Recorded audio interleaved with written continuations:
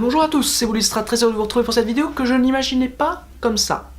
Pour la seule et unique raison que je pensais parler du match de Nice, terminé, normal, il est pas fini. Il y a eu un problème d'éclairage, truc assez rare dans le football, surtout en France. Hein. Donc pour l'instant c'est pas fini, au moment où je vous parle, Nice mène 3-0 face au Vitesse Arnhem. Donc à moins d'un retournement de situation incroyable dans les 10 dernières minutes du match, je suis pas trop inquiet, donc je pense que je peux en parler tranquillement. Il y aura peut-être pas le score exact, mais bon, entre 4-0 et 3-1, il n'y a pas beaucoup de différence. Donc voilà, les Niçois sont donc très bien dans cette rencontre. On parlera de l'OM plus tard, et encore une fois, le football c'est très injuste, parce que je vais parler de Nice très vite, très vite, alors que Marseille, je vais y passer un peu de temps, parce qu'il y a des choses à dire, très clairement, sur cette rencontre. Donc, Nice, Vitesse Arnhem, 3-0 au moment où je vous parle, les Niçois ont été très propres. Très clairement, l'arrivée de Jean-Michel Seri dans ce milieu de terrain, ça change tout. C'est pas la même équipe que face à Angers, vraiment pas. Qui a marqué dans ce match-là?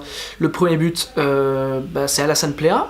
Ensuite, il y a eu un but sublime de Saint-Maximin, un rush parti de son camp, il va marquer.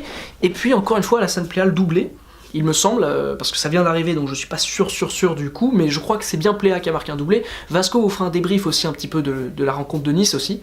Il vous en parlera, c'est sûr. En tout cas, voilà, victoire très bonne et très intéressante des Niçois, qui évidemment prépare très bien le match face à Marseille, qui arrivera dimanche soir. D'ailleurs, parlons des Marseillais, défaite 1-0 face à Salzbourg, avec un but de Dabour à la 74e minute.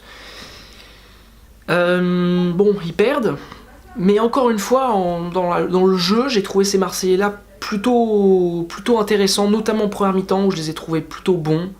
Malgré tous ces changements, ils ont été cohérents, et ça c'est important à souligner, il ne faut pas tout jeter dans cette défaite. C'est beaucoup moins grave que ce qu'on avait vu avant face à Rennes, ou encore évidemment face à Monaco. Cette équipe est cohérente, et elle aurait dû même gagner. Mais si l'OM a perdu, c'est pas à cause du système, c'est individuel. C'est-à-dire qu'il y a des individualités qui sont passées au travers de cette rencontre. Il y a eu des incohérences en défense, c'est-à-dire qu'à un moment il y a eu des séquences en première mi-temps notamment, où des incompréhensions entre Pelé, Rami et Rolando, truc qu'on n'avait pas vu avant. Peut-être qu'il y avait un peu de pression. Sur les côtés, Bounassar, je l'aime beaucoup, hein, mais c'est pas un latéral droit, donc défensivement c'est pas très propre. Et puis alors Patrice Evra à gauche. On dit qu'il manque une doublure à Sakai. À la limite, je préfère quand même avoir Bounassar que Patrice Evra, parce que c'était une catastrophe encore. Il a tout raté, et à chaque fois qu'il touche un ballon, mais j'étais énervé. Un truc de dingue, quoi. Vraiment, il m'a saoulé. Au milieu de terrain, Luis Gustavo n'a pas été bon. Voilà, alors il a fait pas mal de bonnes choses, mais il a perdu un ballon hallucinant sur le but de Salzbourg, et c'est un peu de sa faute si l'OM prend ce but-là, et puis je l'ai pas trouvé bon, il est techniquement pas très serein. Boubacar Kamara non plus. Il m'avait plu lors du premier match qu'il avait fait face à Konyaspor, mais là c'était moyen. Et puis la ligne d'attaque à part Thauvin, j'ai vu personne. Personne. Entre Morgan Sanson, qui n'est vraiment pas fait pour jouer à gauche, Maxime Lopez, qui est vraiment pas bon, tout simplement. Depuis sa première saison, là, je sais pas ce qui lui est arrivé, il bosse plus, je pense, parce que tout le talent qu'on lui avait vu l'année dernière a disparu en un été. Et voilà, et du coup, la saison passée, on voyait pas son gros problème physique qu'il a, c'est-à-dire qu'il est quand même pas très costaud, et qu'il a pas un gabarit très puissant par rapport à sa taille. Enfin bon, il est faible quoi physiquement, et ça s'est encore vu ce soir terriblement. Je me suis dit qu'en 10, en plus, il aurait pu compenser ça par sa vision du jeu, mais en fait non, même pas. Et puis Valère Germain, vraiment il peut pas quoi, et c'est vraiment pas sa faute, hein. Il se donne, il court, mais il doit être accompagné d'un deuxième gars à côté de lui. Il ne peut pas s'en sortir autrement. Tout seul en pointe, il ne sait pas y arriver. Il ne peut pas y arriver.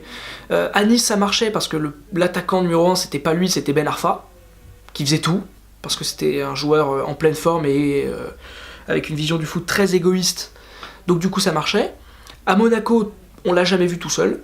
Toujours à côté de Falcao ou Kylian Mbappé ou même Carrillo, et ça marchait tout le temps, et il était excellent dedans. Parce que ça lui libérait des espaces. Là il est tout seul dans l'axe, c'est compliqué, et puis c'est pas Maxime Lopez qui va lui apporter du soutien. Donc non, c'est compliqué, et j'étais très content que Rudy Garcia fasse ce changement en passant à 2 milieux de terrain, et je pense que c'est la bonne chose à faire. T'as Luis Gustavo, Zambo-Anguissa, Boubacar Kamara, même Morgan Sanson à la limite pourrait, je pense, s'intégrer parfaitement dans ce milieu à deux s'il travaille pour être prêt à défendre, parce que c'est ce qui lui manque aujourd'hui, même si sur son côté gauche aujourd'hui il a plutôt pas mal défendu, mais ce numéro 10, à part Payet, il n'y a personne, quoi. Et ça, c'est un vrai problème, alors qu'en attaquant, t'as du monde. Entre Mitroglou qui est rentré mais qui a rien fait, vraiment rien, NJ et Germain, et même Ocampos qui peut jouer à ce poste-là, bah t'as du monde. Et ce serait dommage de pas t'en servir, quoi. Donc voilà, l'OM encore une fois un peu décevant, inquiétant non, mais décevant. Le match dimanche soir va être intéressant entre les Niçois et les Marseillais, même si je pense quand même que les Marseillais vont mieux jouer, il y aura une équipe plus solide et la vraie équipe de l'OM en fait. Parce que ce soir il a fait quand même beaucoup de changements.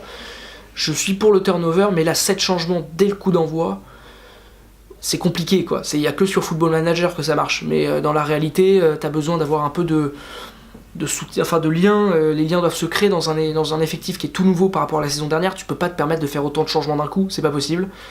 Donc voilà, ça s'est vu sur le terrain, et il y a quelques satisfactions, il y a beaucoup de déceptions encore, et on attend une réaction face à Nice. Ramener un point de l'Alliance Riviera, vu la performance des Niçois en ce moment, qui sont passés tout près de marquer un but d'ailleurs là sur cette séquence, et bah ce serait bien, voilà. Merci beaucoup d'avoir regardé cette vidéo, ça fait quand même que, bon, une défaite mais quand même une belle victoire, bravo à l'OGC Nice qui est en tête de sa poule, puisque, tiens d'ailleurs je vais vous finir cette vidéo par ces petits groupes là, comment ça se passe. Le groupe de Nice pour l'instant, à quelques minutes de la fin, est en tête de sa poule assez tranquillement devant la Lazio qui s'est imposée aussi face au Zulte Waregem 2-0 avec encore un but d'Immobilier. Et dans le groupe de Marseille, Karabakh, je dis n'importe quoi, Konyaspor, voilà, ça commence à peu près pareil. Konyaspor s'est imposé 2-1 face au Vitoria Guimarães, donc ça relance complètement le groupe. Salzbourg est en tête avec 4 points. Marseille et le Konyaspor sont à égalité avec 3 points, mais l'OM est juste derrière à cause du nombre de buts marqués. Konyaspor en a mis 2 en un match, Marseille ils en ont mis qu'un, donc forcément ils sont derrière.